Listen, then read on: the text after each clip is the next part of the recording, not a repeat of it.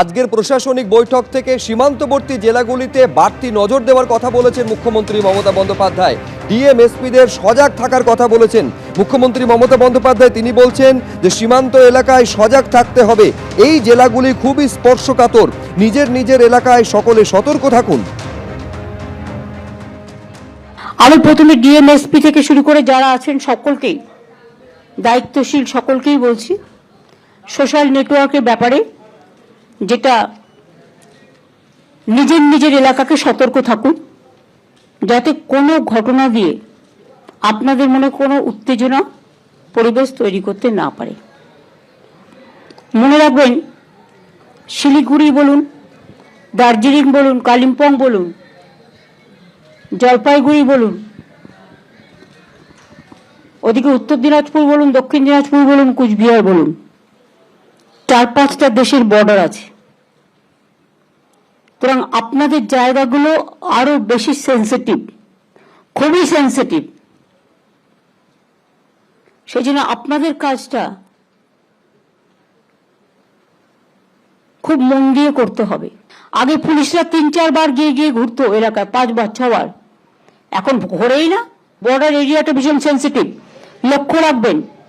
BSF এর দায়িত্বে আছে বলে আপনারা আইসিরা ওসিরা সব চোখ কান বুঝে বসে রইলেন না, সেটা হয় না। প্রশাসনকে সতর্ক থাকার নির্দেশ দিয়ে মুখ্যমন্ত্রী বলছেন যে কোনো জঙ্গি যেন এই রাজ্যে এসে শেল্টার নিতে না পারে। বিহার থেকে শুরু করে আসাম, এই সমস্ত রাজ্য থেকে বাইরের লোক ভেতরে আসছে, এই রাজ্যে প্রবেশ করছে বলেছেন মুখ্যমন্ত্রী মমতা বন্দ্যোপাধ্যায়। তিনি আরো বলছেন, কাউকে ব্যক্তিগত নথি বা তথ্য দেবেন না, আনঅথরাইজড কাউকে এই তথ্য দেবেন না। আইসি এবং ওসিরা চোখ বন্ধ করে থাকবেন না, বললেন মুখ্যমন্ত্রী।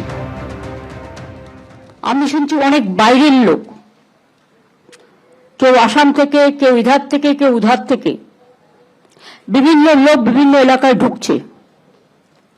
ঢুকে এমনকি আমাদের সমর্থকের কাছেও তার নাম্বার, তার প্যান কার্ড নাম্বার, তার আধার কার্ড নাম্বার, তার ফোন নাম্বার, সে কি করে তার ডিটেলস নিয়ে চলে যাচ্ছে অফিসারদেরও।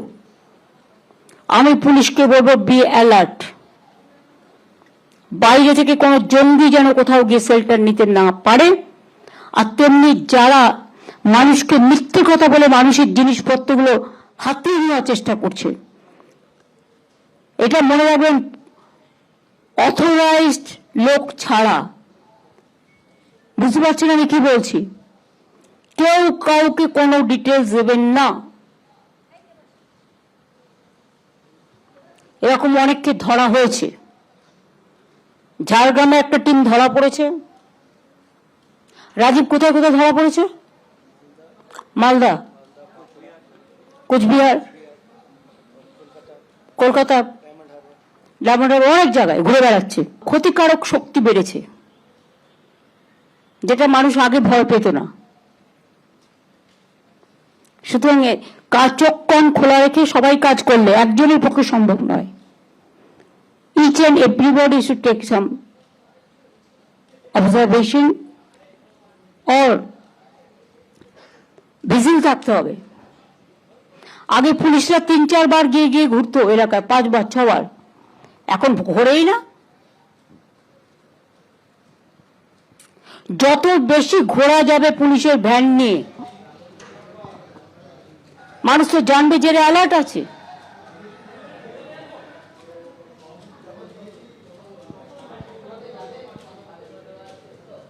বর্ডার এরিয়া খুব সেন্সিটিভ।